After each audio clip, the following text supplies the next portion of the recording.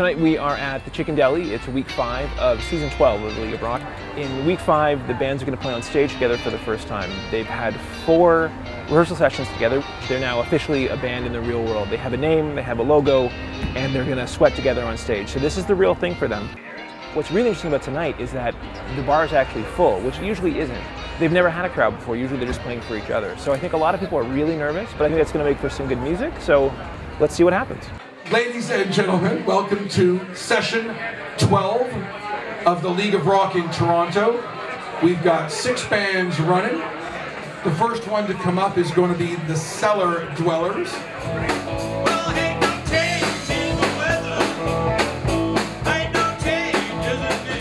Sometimes you gotta go with what you got. You just give it your best shot. It's not the end of the world. You know, world war isn't gonna break out if the band doesn't play the song right. When we got there, it was just like, oh my God, I was incredibly nervous. And then just before I got up on the stage, the sound man was like really rude to me because I was going check, check on the mic, and he's going, if you say that one more time, I'm cutting your mic off. And I thought, wow. That upset me. You know, I'm very sensitive, right? So I got upset and I thought, okay, breathe.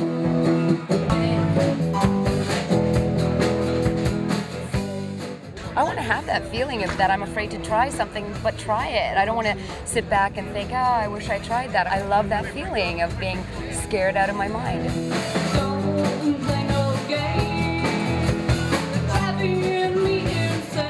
Once we were singing, everything was great. And then we were kind of on a bit of a high afterward. I couldn't fall asleep till about 4 in the morning. I was just like wired. Then I couldn't wait to do it again.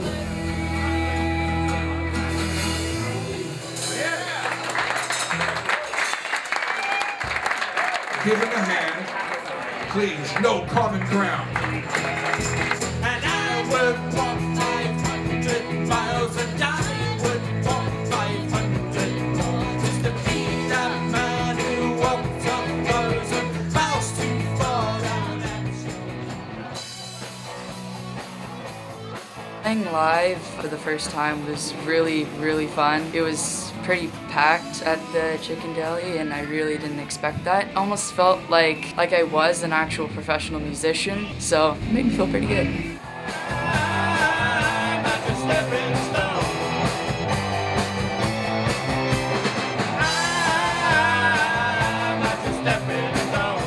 It was a little bit on the rough side, but it was pretty much to be expected. You know, we had new equipment there, and it was a little bit cramped up there on the stage, and we were under a bit of pressure. There was a lot of people there that had to play, but you know, it's a good thing because it keeps you in check. You know, you don't want to get all cocky because then you'll screw up for sure.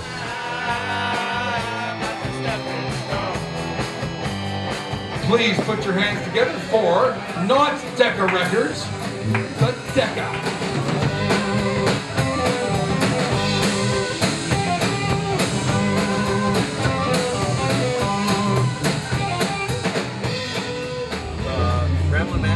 Was great. The double guitar thing was really cool. Love of music, I think, is a universal thing. I can't think of many people who don't love music. And if you have some musical ability and you haven't had a chance to express it, to get it out there, I think people need to do this if they think they can do it. Even if they think they can't, I think they need to do this.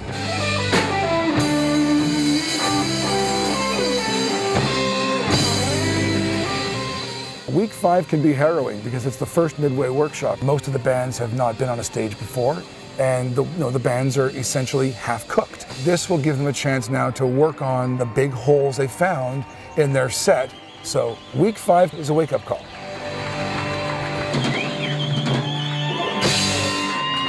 Thank you very much.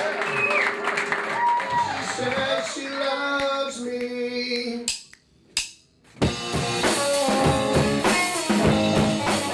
They're back at the rehearsal spaces now. It's week 6, and they are going to work on a lot of holes and go over all the problems and the issues they're having when they're taking a band from a private rehearsal space to a live stage.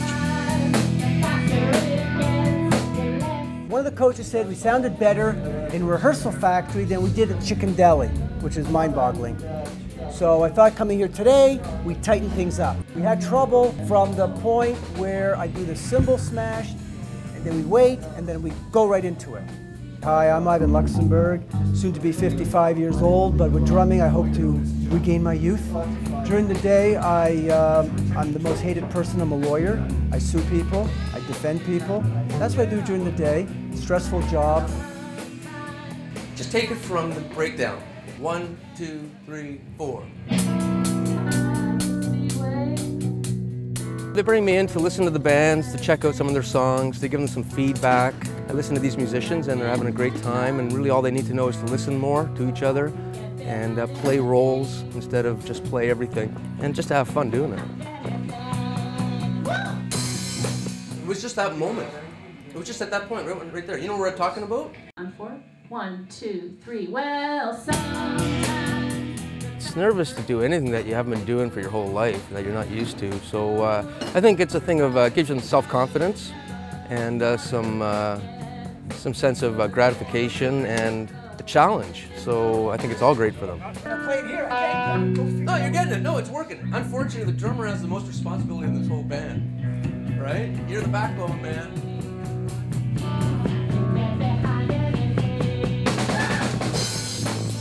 I only played live once or twice many decades ago in my younger Stone Age years, okay?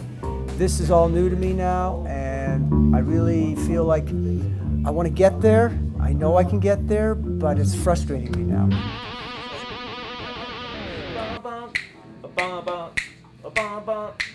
Is very different from right? So I really want you to think about cleanliness, like how clean a pattern, because there are parts like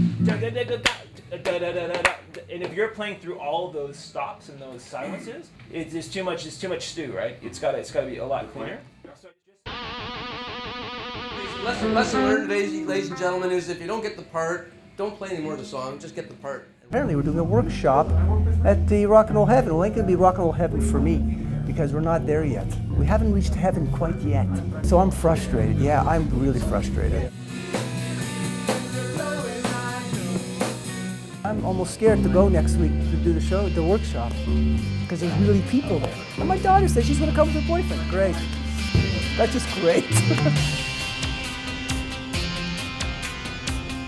Week 7 of the Midway Workshops. Tonight's coaches, we've got Jim McCarty, founder of the Yardbirds, in the room. Give him a big hand, guys. One of our biggest supporters is a guy named Jim McCarty. He's the founding drummer of the Yardbirds. He's the fellow that brought in Jeff Beck and Jimmy Page and Eric Clapton. The Yardbirds was the precursor to Led Zeppelin. And Terry Brown. These guys have got some serious history, and they're pretty good at what they do. So, first band. Out at the Speedway.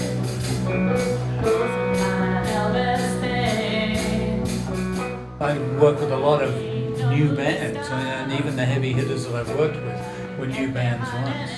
And learning the game and how to play, how to present yourself on stage, and how to have that rapport with the audience, and all those things that are important about being an entertainer.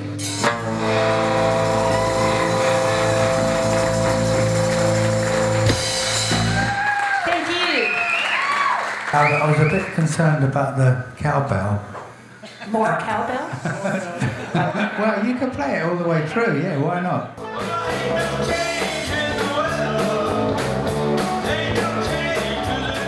I gather they've really improved since they started from, day one. So, they're having a great time, so that's what's important. What's going on here? Is this a rock party or what? Okay, we're going to do it again. I was thinking of everybody, including Jim McCarthy and Terry Brown. Ready?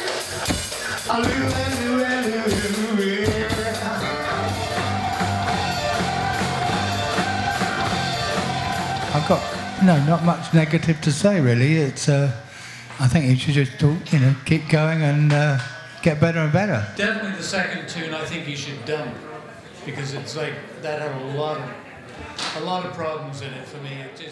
I think we were fairly candid, and gave them some pointers and let them know the weak spots and the strong spots, and that's the name of the game, isn't it? This little guy is the only kid that's ever made it into the League of Rock. So, Jim and Terry, don't pull any punches on this kid. Lay into him good.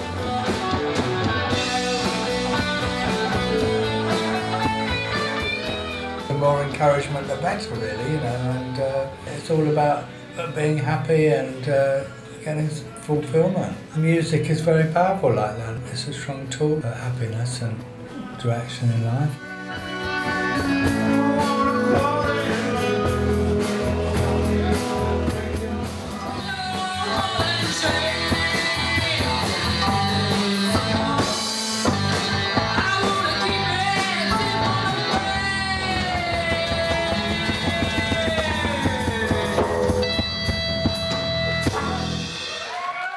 The balance wasn't quite right. The keyboard was a little bit loud, but these things all change from night to night. But it was good. Good lead voice.